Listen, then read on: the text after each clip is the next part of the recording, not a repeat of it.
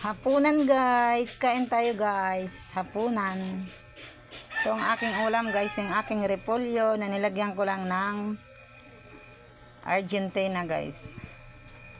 Tapos itong aking sausawan ng aking prito na maliliit. Maliliit lang siya guys na tamban.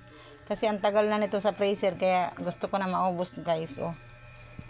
Ayoko na magpaksiw kasi nagsawa na ako kaya prenito ko guys kahit maliliit siya na tamban. At saka guys, itong aking lumpia guys. Ito guys, ang aking ulam ngayon hapunan guys. Ito ang aking masarap na suka para sa lumpia.